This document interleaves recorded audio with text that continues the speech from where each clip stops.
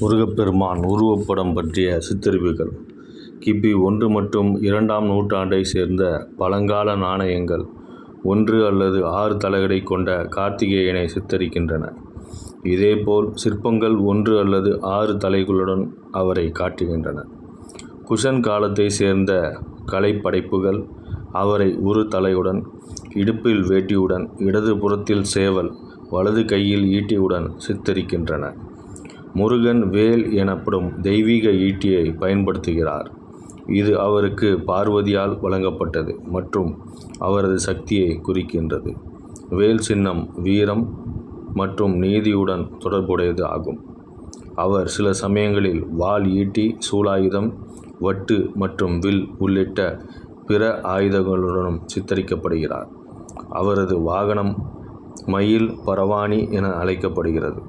ஆரம்பகால உருவப்படத்தில் அவர் ஒரு யானையுடன் சித்தரிக்கப்பட்டாலும், மயில் மீது 6 முகம் கொண்ட இறைவனின் உருவப்படம் கிபி 6ஆம் நூற்றாண்டிற்கு பிறகு போர் வீரனாக இருந்து தத்துவஞானி ஆசிரியராக அவரது பாத்திரம் அதிகரித்ததன் மூலம் உறுதியானதாக தெரியப்படுகிறது.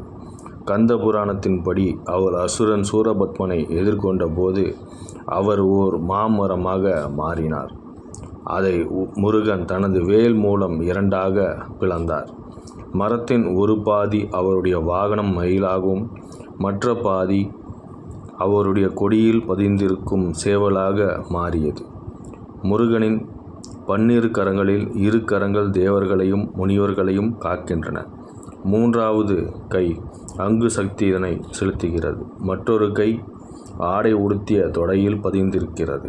5 மற்றும் 6வது கைகள் வேலை சுழற்றுகின்றன. 7வது கை முனிவர்களுக்கு அருள் பொருளை உணர்த்துகிறது. 8வது கை மார்பில் உள்ள மாலையோடு விளங்குகிறது. 9வது கை வளைகளோடு கலன்று வேள்வியை ஏற்றுகிறது. 10வது கை மணியை ஒலிக்கிறது. 11வது கை மலையை அருள்கின்றது. 12வது கை மணமாலை சூட்டுகின்றது. முருகனுக்காக கொண்டாடப்படும் விழாக்கள். கார்த்திகை திங்கள் கார்த்திகை திருநாள் முருகப்பெருமானின் விசேட தினமாக கொண்டாடப்படுகிறது. வைகாசி திங்கள் விசாக நாள் இவரது பிறந்த நாளாக கொண்டாடப்படுகிறது.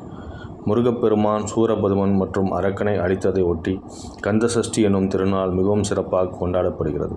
தைப்பூசம் மிக முக்கியமான விழாவாகும். பங்குனி உத்திரம் பங்குனி மாத பௌர்ணமி அன்று உத்திரம் நட்சத்திரத்தில் சங்கமிக்கிறது. முருகன் தெய்வானை திருமணம் நடந்ததை குறிக்கும் விழாவாகும். கார்த்திகை தீபம் கார்த்திகை பௌர்ணமி நாளில் கொண்டாடப்படும் தீபத் திருவிழா ஆகும்.